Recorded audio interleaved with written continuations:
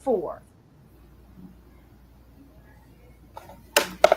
Hey, everybody, welcome to the Santita Jackson Show here on AM 950 Radio, the voice of progressive Minnesota. Let us talk about Iran, the United States, and Israel. Why is this of such tremendous consequence? Why is the Middle East of such tremendous consequence? There's so much that is going on over there. And I think that we need to not only take the 30,000-foot view, but I think we need to get on the ground and understand what we're looking at. We are more dependent upon the resources from that part of the world than many of us even know. We're more dependent upon a good outcome, a just outcome for all of the people there than we know. We're very, very, very connected. And I wanted us to understand that. Um, this is not a horse race. In every war, people are killed. Israelis have been killed since Israel launched the strike against Iran, and Iranians have been killed too. I think more Israelis have been killed than Israeli media wants to convey, because it's always dangerous, everybody, when you underestimate anybody. That has happened. I think that has happened here. That having been said, where do we go from here? I mean, what are we looking at? And I want us to go into another generation here because our young people see a different world. Corey Peterson Smith. I mean, and I'm always so interested in seeing what you have to say. Lovingly off air. I'm his auntie and he's my nephew because he's old enough to be my child. And I think it's important to say that because you are of another generation. You're of a generation, my generation, the first time I was able to vote not just for a black person for president, not just a black man, but the leading black spokesman who had an all American campaign that came from a black perspective. No one had ever seen that before. There's a lot that I'm not saying that you take things for granted, but your baseline is different than mine was. And your baseline in the Middle East is different. We've been fighting to get Palestinians acknowledged. You couldn't even mention their names. You had a no talk policy. You could not discuss them. Arab American money was rejected in presidential campaigns. The first major candidate to make space for Arab Americans was the Jackson campaign. And that's not self-aggrandizement. I'm just telling you how it was, and it was so bold of Reverend Jackson to stay on that point, to push for Palestinian justice while pushing for Israeli security. And still, he had to fight. So, what's going on with Iran? It seems that we've never forgiven Iran for pushing back after we overthrew their democratically elected government in the 50s, President Mossadegh, and we installed the Shah. They had a coup because Iranians had had enough. And America, the great superpower of the age, was humbled on the world stage. Their embassy was overtaken. I don't know Gary Peterson Smith, Michael Ratner Scholar for Middle East Studies um, at the Institute for Policy Studies. I don't think, and you, and of course, Phyllis Bennis, co-direct this New Internationalism Project. So there's a whole lot that you bring to this space and to this discussion right now. I don't know if we really understand all that's going on here. I don't know if we understand just how consequential Iran is. It was interesting looking at the Tucker Carlson interview. I watched the whole thing with Ted Cruz. And Ted Cruz knew nothing about Iran. He had talking points. He didn't know the population. He didn't know the breakdown of the population, and he was unapologetic. I know he was embarrassed. I know he had to be because no one wants an interview to go that way. But it was stunning how little he knew about the people who, as Tucker Carlson said, these are people you want to kill. You don't even know them. Now, I'm going to tell you, everybody, Marjorie Taylor Greene and Tucker Carlson and Candace Owens and all of them and Steve Bannon, they are espousing a view with which I agree. Now, do I appreciate how they arrived at the conclusion? Well, not necessarily, but I like hearing their thought processes. But if they want to stop this war, I'm going to work with them to stop it, because is this is something that is unsustainable, what we're doing right now. And we need to talk about this, everybody. So I want you to meet me on Blue Sky. SantitaJackson.bsky.social. SantitaJackson.bsky.social. Facebook.com/Santita Jackson and Friends. Facebook.com/Santita Jackson and Friends. And I'm streaming on Reverend Jesse Jackson's page too, so you can go over there as well. But I'm on X at Santita J, at Santita J. But I want you to meet my morning star, Snowman Robert. You in both places at the same time. And Bernadette. Hey, everybody. On the Santita Jackson Show YouTube channel. Please like and subscribe there. Like and subscribe. And let me just ask you, Curry Peterson Smith, brilliant scholar that you are, when did you find out about America, the United States, being publicly involved last night? I couldn't, I have to tell you, I was gobsmacked. I think I'm just hoping against hoping that this administration wouldn't do this. But when I look at all the players around him, I said, well, he's going to get pushed. But he's in between the people who funded his campaign and the American public who want no part of this. What was your reaction to last night? Well, I was horrified, first of all, for people in Iran who, who've already been suffering for, at that point, 8 days. And that kind of immediate horror was mixed with a dread, because I know that now we're moving to a new level. This has been catastrophic with Israel bombing Iran, bombing Iranian cities with American planes, with American bombs, and with other American support. But when the U.S. gets involved directly, it takes it to a different level. It takes it to a different level in terms of the extent of violence that's possible that the United States is able to marshal. A big part. This is why Israel has been agitating for the U.S. to get involved, because the U.S. actually has more military capability and capacity than Israel does. The U.S. has planes and bombs that Israel doesn't have, and so the U.S. has destructive power that Israel doesn't have. The other thing is that, when the U.S. gets involved, it opens a different set of possibilities. Obviously, it's an escalation, and that means certainly, with certainty, we know more death and destruction and suffering, particularly for Iranian folks, but also for folks in Israel too,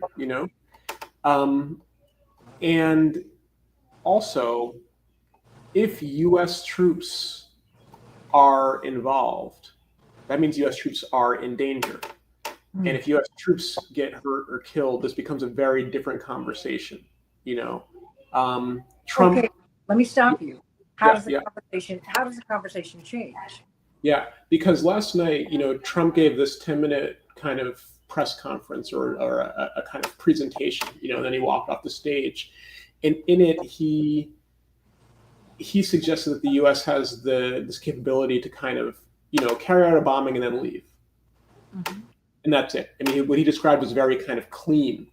He said, Iran's nuclear facilities are obliterated. We actually don't know the extent of the damage, but he was describing something that's very, limited, with a limited impact.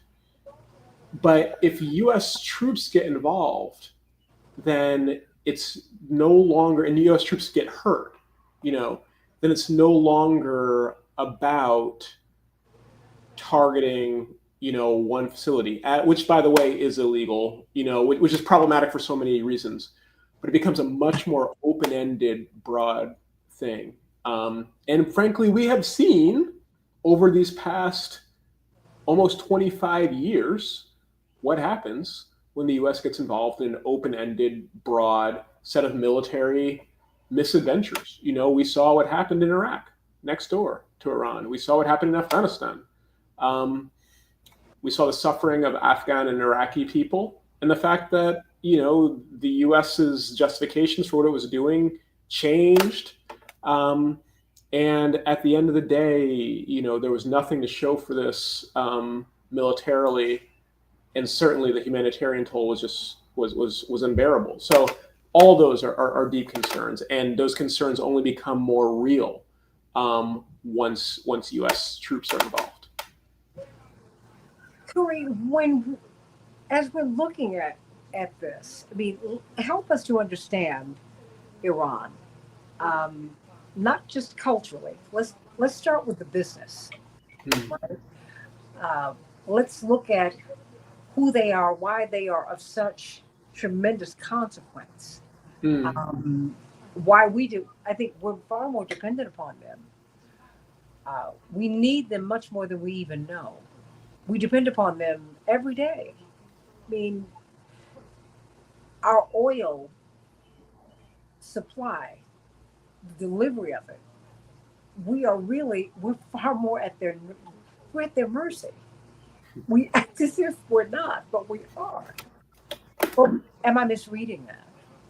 Well, you know, I mean, the first thing, I mean, like so much to say, and the first thing, you know, I'll just say, you know, Iran is it's a country, it's a nation, which I know that's a basic piece of information, but it's something that gets lost in this conversation. You know, I mean, I was listening to the news today, and all they were saying is the U.S. bombed nuclear targets in Iran. And it's like, well, the U.S. bombed Iran. I mean, those targets are located in that country. You know what I mean? And that gets left out. It's a country full of people, not just a nuclear program, right? So that's the first thing. I mean, this is a country, you know, people who draw on a history or narrate a history that's thousands of years old. It's incredibly culturally rich, you know, et cetera. So that in and of itself, you know, it matters. It matters as a place. It matters as a group of people. And for what it's worth, yes, it has tremendous significance in the Middle East as a region, you know, economically, politically. It is, of course, one of the major oil producers in the world. And, you know, folks, you know, your listeners and viewers will know that the way the oil market works, it's not like the oil market's a global market. So if one oil producing nation is impacted, that affects the entire market. It's not like, oh, okay, one country is having some issues, and so other countries can just kind of fill in the slack. That's not how it works. You know, the world economy is based on petroleum. So if one of the major oil producers, you know, is being bombarded and or decides to restrict the flow of oil, that has big consequences. And the last thing I'll just say is Iran is actually, you know, it's a political power, it's a military power in the region. No, what does that mean? Because, Yeah, well, I don't think we can really, you know, the president gave us the impression yes. we just obliterated them. They're a non-factor. I said, wait a minute. I think you're moving a little bit fast because I don't think Iran is not an inconsequent. No one is inconsequential. Let me think that. But they are very powerful. Yes. I mean, let's compare and contrast. You know, for 20 months, Israel, which started this latest, you know, attack on Iran, Israel's also been carrying out a genocide in Gaza. Gaza is a part of Palestine that has been closed off, not only from the rest of Palestine, but closed off from the world, you know, by an Israeli blockade that has gone on for more than 17 years. You know, Israel has restricted what can get in and out. And so the people of Gaza have been systematically starved and really isolated from the world. Iran has suffered from economic sanctions, many decades of economic sanctions that the U.S. has imposed, and that's been real suffering. But this is not, you know, a country that has been starved for 17 years. I mean, you know, Palestine doesn't have an army. Palestine doesn't have missiles. Iran does. Iran is a military power. They have a standing military. They have an arsenal of missiles and so on, which Israelis are learning because some of those missiles are being launched and getting through to Israel. So there's a capacity to fight back in a way that the U.S. is not used to, in a way that Israel's not used to. The U.S. and Israel have been used to basically bombing countries and not having to pay any price for it. Iran can exact a price for it. And Wait a that's minute. yeah, Stop right there. Because yeah, I need you to stretch that out because yes, I think that we've been misled. yes. And I say that, and if I'm wrong, I need to be corrected because I've been Mhm. reading Al Jazeera, Al Arabiya. I've been reading Israeli newspapers. I've been reading Russian newspapers, and people opine from other parts of the world. And the global South and people from other parts of the world have a very different view of what's Mm, been happening over the past week. They're mm, saying no, some key sites and places in Israel have been bombed. That this is not just uh, Iran is not just taking this lying down. They've gotten some good licks in themselves. I don't want to see anyone hurt, mhm. everybody. I don't want to see anyone killed. Don't get me wrong. I'm just Right. saying, for us to think that Iran has been rolled over, that's not the case. Sammy Jackson Torres from Puerto Rico, I'm sending you much love, my brother. Cynthia from St. Pete, Florida. My mother's from Fort Pierce, down at the bottom of the state. My grandmother was a farm worker. She grew Mm, up very poor, and she would go. And this is in the 20s and 30s. She would go get on the boat, and she was a day and seasonal worker throughout the Caribbean. When I went to Cuba, when I went to Havana the first time when I was about 14, she told me how to get through Havana. wow. The memories were so fresh for her. She spent so much time down there. Mm, I'm sending that love to you, my brother Sammy Jackson Torres, uh, from Puerto Rico, because she spent time there as well, picking beans, chopping sugar cane. God rest your soul. So mm. thank you so much. But help me to understand that. I mean, I think I want you to help us to understand what has been happening there because we're mistaken if we think that this has just been one sided, that this is a one and done. When I was watching everyone last night, I said, "You're not. I don't think you're at it. You're not telling the truth." Yes, yes. I mean, one thing just to say, it was the day before Trump gave his speech. The head of the Israeli military Mm-hmm. said on Israeli media, Israelis should prepare for a long war. That's what he said. He said this is not going to be over quickly. So our president did not say that. Our president said something very different. That's what they're saying in Israel, and they're aware, and they have let's say more skin in the game, so to speak. Let's acknowledge that. And yeah, in truth, Iran has shown that it is capable, that it has missiles that are capable of hitting anywhere in Israel, and it has hit places throughout the country. The other thing, though, when we talk about Iran's military capability and when we talk about who is vulnerable to it, is that there are 40,000 US troops in the Middle East. Yes. And most of them are very close to Iran. They are stationed in Qatar, they are stationed in Bahrain, they are stationed in the United Arab Emirates, they're stationed in Saudi Arabia, they're stationed in Iraq. Every country I just named neighbors Iran, you know. Um, they're much closer. We've seen what Iran is capable of doing with its missiles and hitting Israel. These U.S. bases are much closer to Iran than Israel is. So presumably there's much more capability.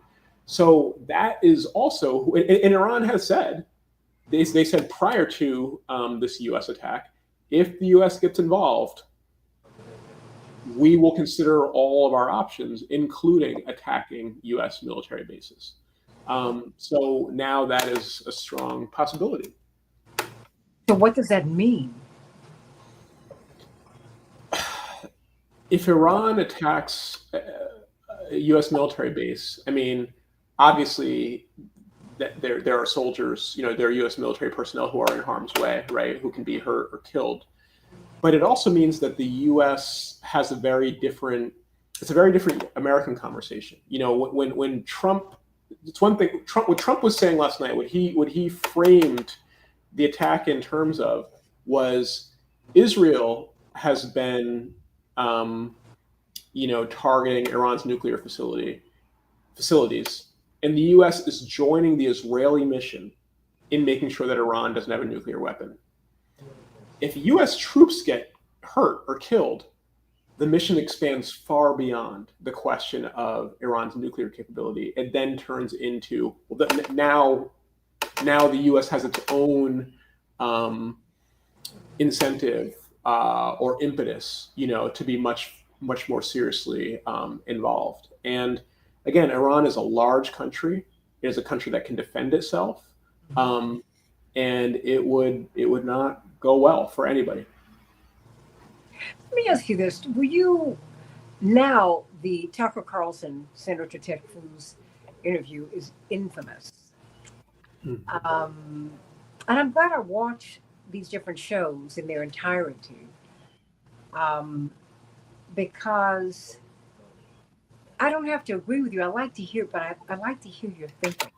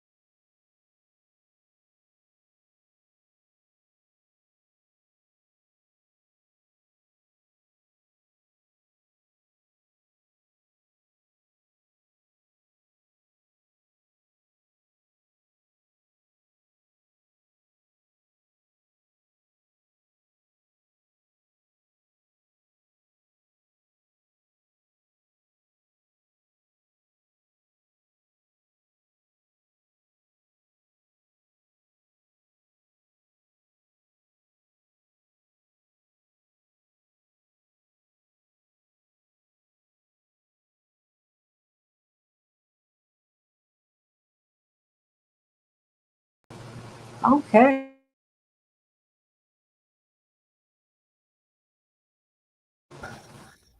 Okay, we're back. Well, okay, where were we? I, oh, You were talking about the Ted Cruz Tucker the Carlson Ted interview. Cruz. Well, let me go back. The Ted Cruz Tucker Carlson interview is now infamous. And what was interesting to me, what was painful, Mm, and I thought it was but it was painful. It was poignant mm, when he asked him about Iraq. Just how many people live there? Do you know who the pop? Do you know the mm, population? Do you know the demographic? you know the demographics, you know the makeup. Um, and he knew none of that. And he said, wait a minute, you mean to tell me you're about to kill these people? Mm. You don't even know who they are. Mm-hmm. Now, you don't have to like Tucker Carlson on everything. And I'm tired of saying that because I mean, where I agree with you, I agree with you. Where I disagree, and I'm done with that. Okay. Um, and that was stunning. Corey Peterson Smith, Institute for Policy Studies, Michael Ratner Scholar. That was stunning that they did not know. I mean, he did not know. If he doesn't know who they are, he can't know why he doesn't like them. He cannot know why he needs to go to war with them. You don't know who they are. Help me. But he doesn't. He didn't understand that, and a lot of. I mean, and these people who are selling this war, they don't even know who these people who are thousands of years old. They're not a society. They're a civilization. I mean, and you have people looking at us. The Chinese have said to us, impose the tariffs. They said, "Do you know how many thousands of years we've been around?" I've seen their spokesman on TV. I mean, on YouTube, not on TV. No, no, not in the United States. They've been saying, "Oh, come at me, U.S. Do you know we? You're not. You don't even register with us. You're 250 years old. Who are you?" That's what they're saying to us. And Iran is saying that too. They're like, there's 90 million of us. Wait a minute. So help me to understand Ted Cruz. And I mean, just to think of people Mm-hmm. who will go to war with you and they don't even know you. Corey? Yeah, I'm so glad. I'm so glad you raised this because I think that we need to put what the U.S. is doing in Iran now in the context of, and we could put it in a long context. Let's just put it in the context of the past 2.5 decades since 9/11. I mean, how many countries has the U.S. carried out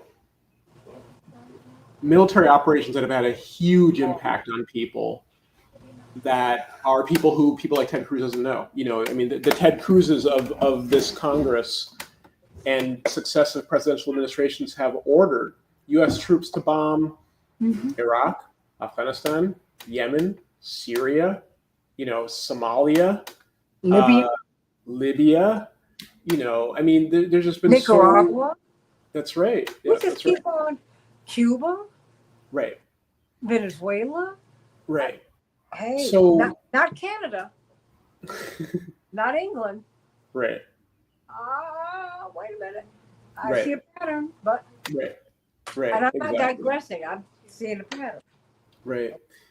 But what was really one of the things that was really remarkable about that interview with Tucker Carlson is it was evident that Ted Cruz has just never been asked those questions before. He's never been asked to answer That part. for his position ever. Evidently, I mean, on everything. Tucker Carlson's like, where in the Bible does it say support Israel? He couldn't answer. Who are these people you're bombing? He couldn't answer. You know, I mean, and so there has been such an echo chamber in Washington, particularly these 2.5 decades since the kind of post 9/11 wars, that all people like Senator Ted Cruz have done is approve the military operations. They've never had to answer for it. So I am sorry to say that what we need and what we are kind of witnessing on a tiny scale, we need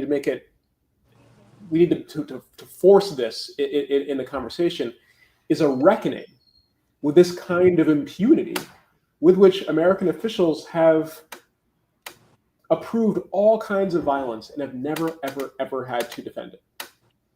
We now need to make them defend these decisions, and we need to demand some accountability.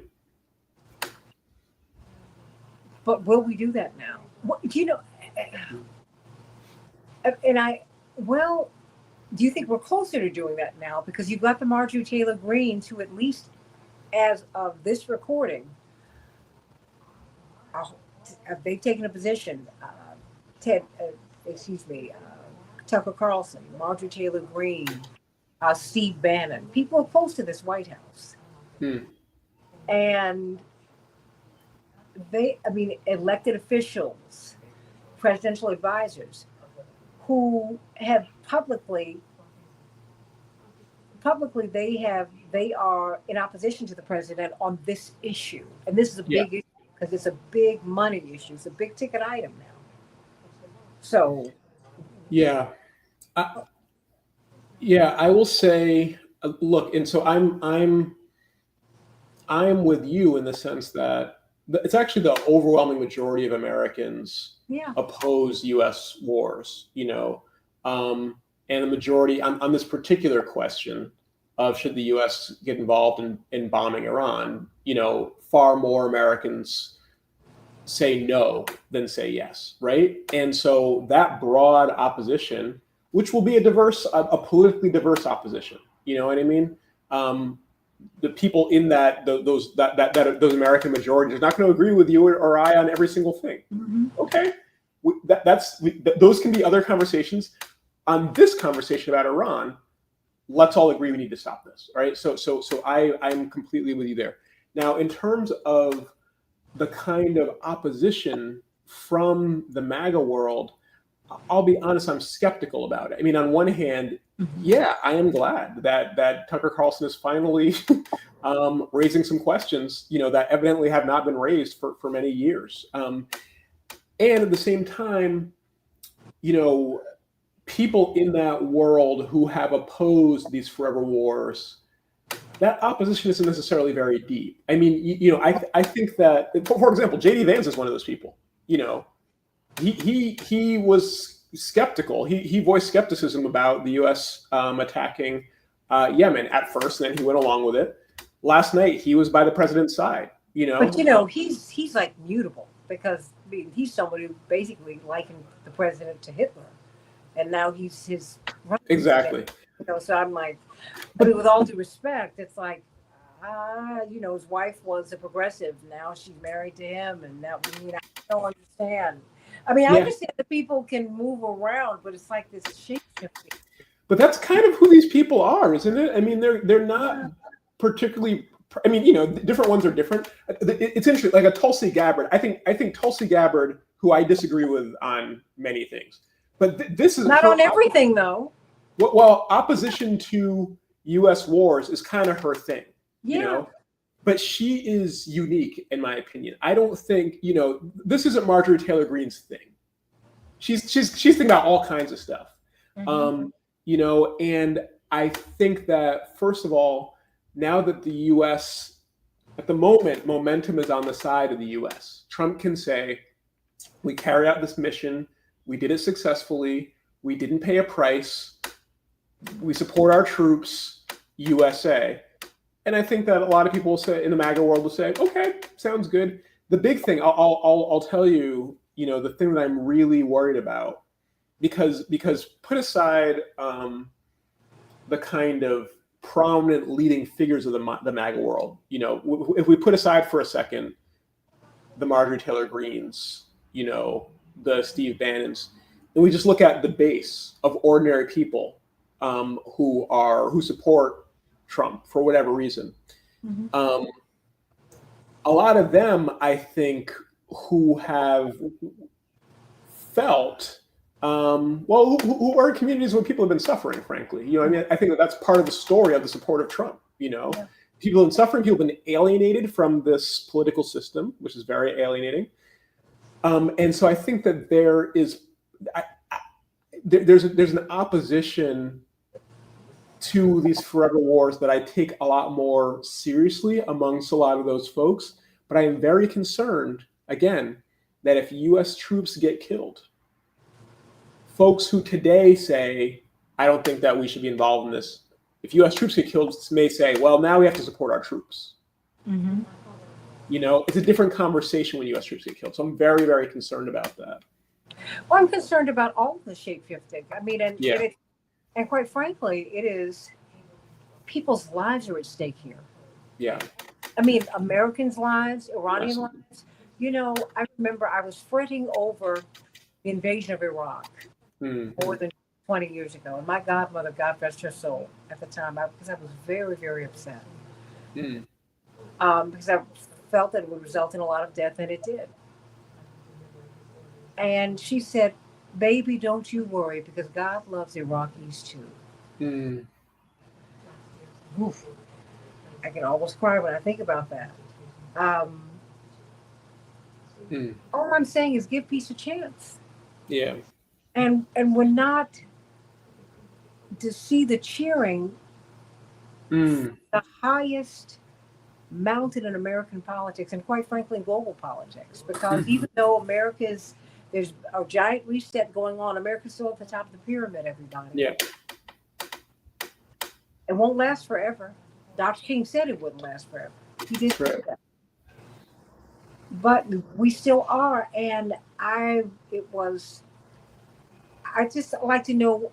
I think Americans are going to have to push for Congress to demand and demand of the president that he go before Congress and make his case. If Yeah. you're gonna have a war, you must make your case and let them vote on it. It has to be declared. You cannot do this. But help me. What Yeah. do you think about that? Can we talk about that? Because, when we think about, I mean, I've also been reflecting on 2003, you know, when the US then decided that Iraq had weapons of mass destruction that were imminently going to be a threat, et cetera. And so the US really piloted the doctrine of so-called preemptive strike that Israel just used, right? And now the US is using. When they did that, so it was horrendous, it was illegal, and so on. But when they did that, President Bush, the Bush administration, there was a discussion and debate in Congress, um, and the Bush administration made the case to the United Nations. I mean, they lied, just like they lied to Congress, but there was I'm just struck by I'm not lauding what they did in 2003. Yeah, I am lamenting how far we have fallen since then. They absolutely. don't even see the need to make the case to Congress. They don't even see the need to make the case to the UN. And I do think that the fact that we did not hold them accountable Yeah, after they invaded Iraq based on lies, after they killed untold numbers of Iraqi folks, yeah. after many Americans were killed too, cycling through that occupation, after there turned out to be no weapons of mass destruction, after all of that, those folks who made those decisions there was never a political price, not really. There No, were not really consequences. And instead, again, going back to, I so appreciate you bringing up the Ted Cruz interview, because it is such a document to indicate where we are at. This man very clearly has never been asked to defend his decisions, right? So, we have to draw that line in the sand now. And the tragedy is that it's taken us so long, and so many people have suffered in the meantime. and it's also tragic that he's been incurious.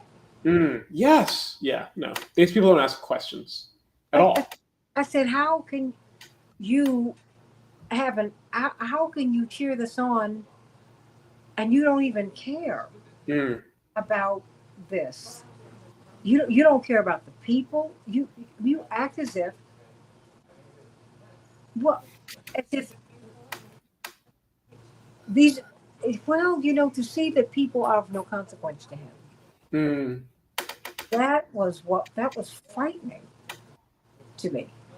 Yeah. And I need you to help me to understand that and what it is that we are looking at, because this, I think this is not going to end. This is not a one and done. I mean, Well, I just saw a CNN crawl that just came across. They said that they're casting doubt on the president's assertion that these nuclear stockpiles were obliterated.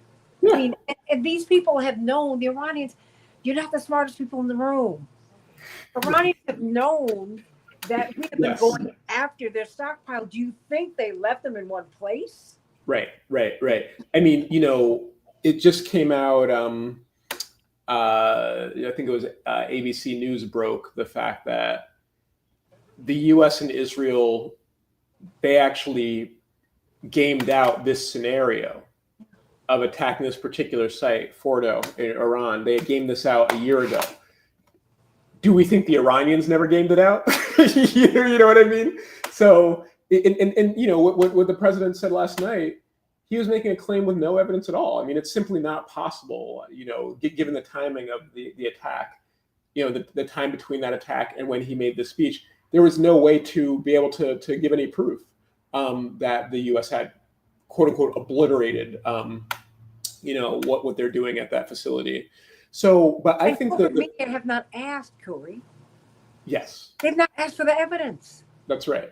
Well, you know, that's very interesting. I mean, this president, it's evident that he is much more interested in telling a story, whether there's truth to it or not, you know, than the actual truth. I mean, I remember before speaking of many things going on, you know, besides this bombing of Iran, you know, when Trump deployed the Marines to Los Angeles a few weeks ago, he said our troops are doing a great job. You know, he said that on social media. He said that before the troops had actually arrived. So, you know, the point was not what they were doing. The point was a story he wanted to tell. And I think that once again, he's telling a story here. The United States is the hero. We are victorious. Our troops are the best, you know, et cetera, et cetera. But I want to go back to you know, related to that, I want to go back to the question you raised or the point you made, which is that this is not a one and done. Again, in the president's story, there's something that's very clean and limited about it. But by the U.S. entering this very directly, because the U.S. is already participating, you know, supplying Israel the weapons, but by the U.S. directly entering this, it has opened a set of dynamics that are well beyond the U.S.'s control. I mean, how does Iran choose to react?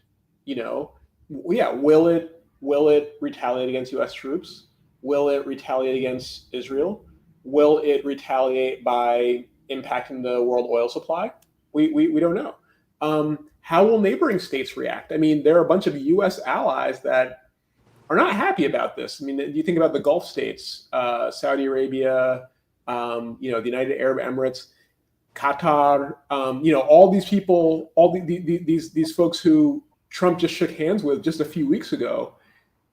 This war, I mean, I don't think that, you know, there's no evidence that these elites in these countries have any particular investment in Iranian people, but this is very bad for business. I mean, you know, airspace across the Middle East is shut down because Israel and Iran are lobbing missiles at each other. Now the U.S. is involved. So, you know, I mean, if you've ever been to an international airport, you have seen Emirates, that airline. I mean, that is the United Arab Emirates flagship airline, right?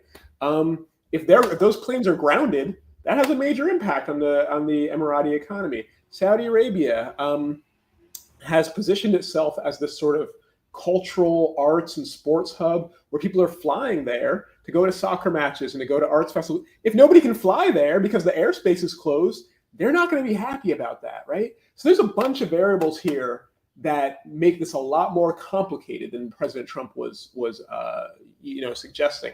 And again, a big one is if U.S. troops get killed, you know, what that means, even kind of in his cabinet, you know, folks who maybe hesitated about this or opposed it, it's a different conversation.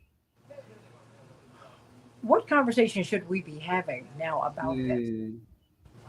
Yeah, that's the key question. I think that we should be having a conversation. First of all, the first thing is that this has to stop.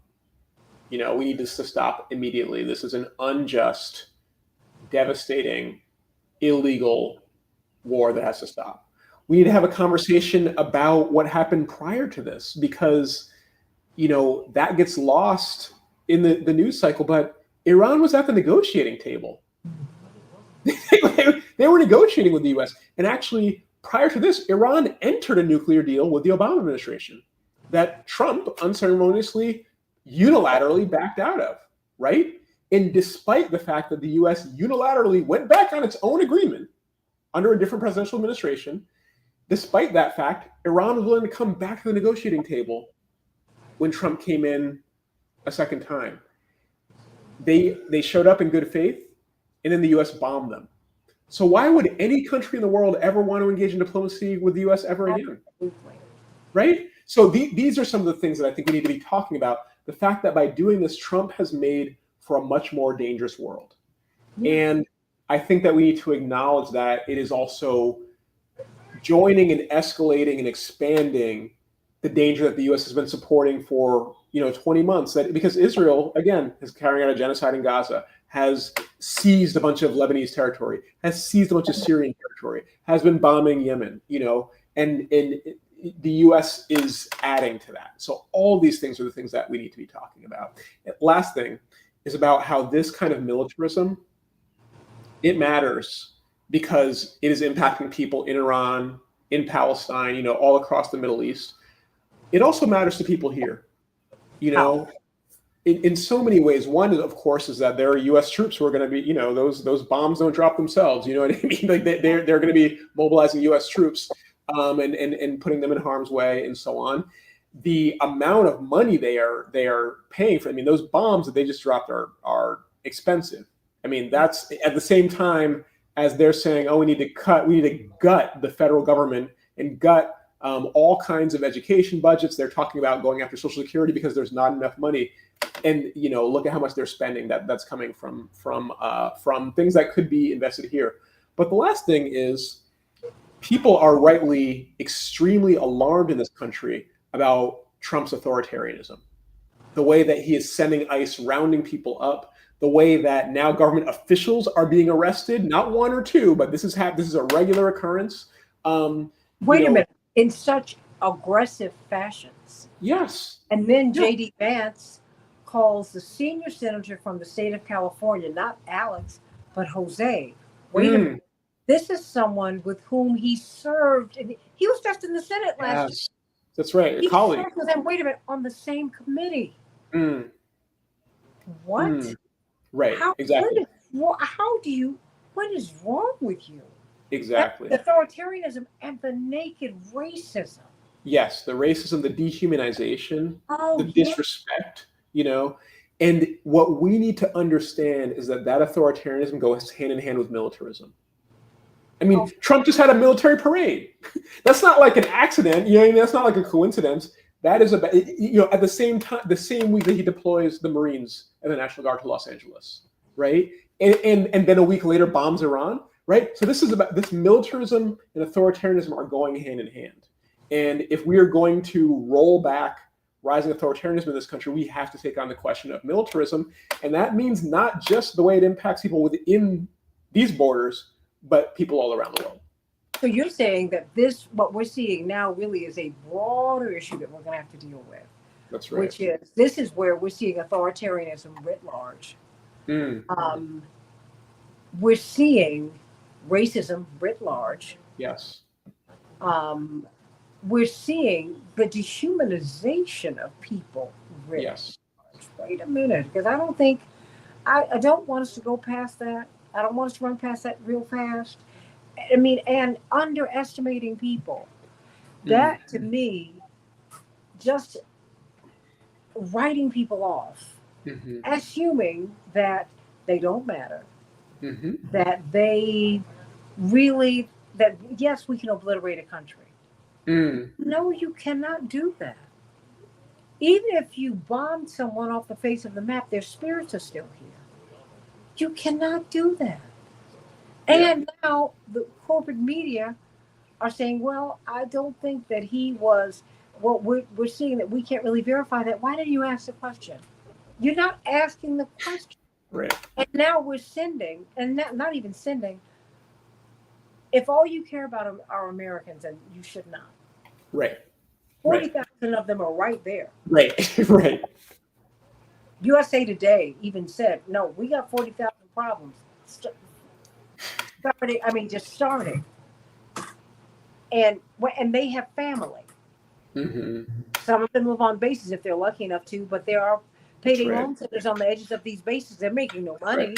That's right. So, that's right. I mean, before we go, what Yes. do we do with all of this?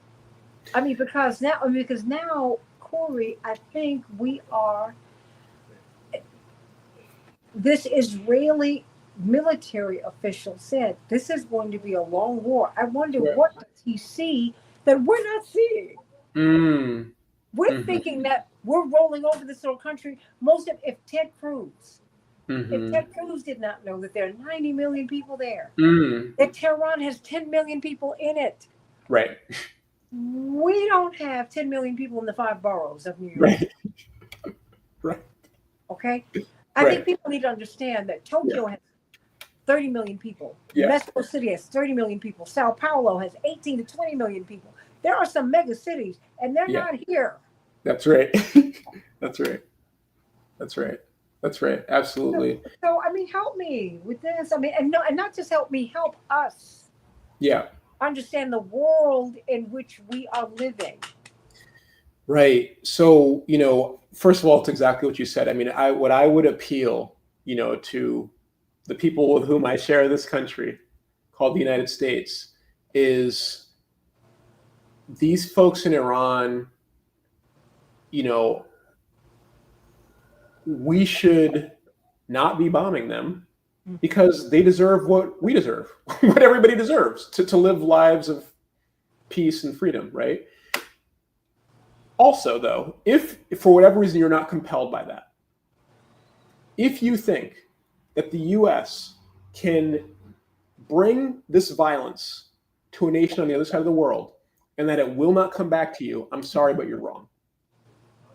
You're wrong. Of course, it will come back to you. It comes back to us in so many ways. But the last point is I so appreciate that you are calling attention to these 40,000 US military personnel. And I think that we have to, in addition to, I mean, first and foremost, stop this current war before it gets even worse. But we have to ask the question, why are there 40,000 US troops across the Middle East? What are they doing? And the answer is they're not making life better for Yeah. people in that region or people elsewhere, including here, by the way. I mean, I challenge anybody to explain to me how stationing tens of thousands of US troops in the Middle East, having them occupy countries and having them bomb countries for years or decades, how that has made any of us better off or safer or anything like that, right?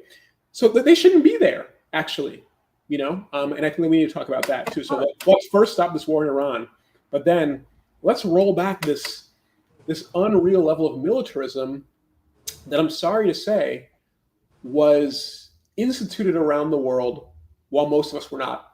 We're missing it. We're not paying attention, didn't see it, whatever. Now Americans are seeing it.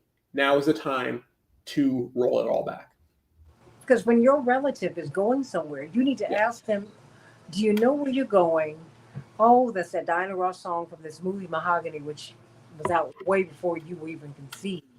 Do you know where you're going to? Do you know the things that life is showing you? Do you know? It was the theme from that movie. Mm, Do you know when you're being deployed? Do you know where you're going and why? right. If you join the military, you have an obligation to ask a question. It's just like to me being in a church. If you cannot question your pastor, you're in the wrong church. Your Mm-hmm. pastor needs to be spiritually mature enough and prepared Mm, enough to answer your question or at least to wrestle with your query with you. mm-hmm. And if you go into the military, you ought to know why you're going, where you're going, why you're there. Your Right. life is on the line.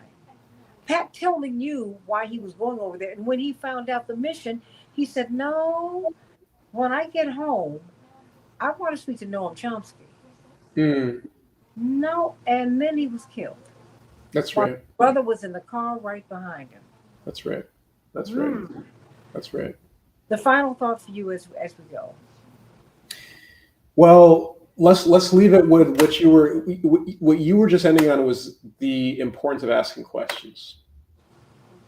And that the thing is to build out the kind of military presence and wage the kind of violence that the US has gotten so used to that a senator whose daily work is approving that kind of violence very clearly doesn't even have to think about it.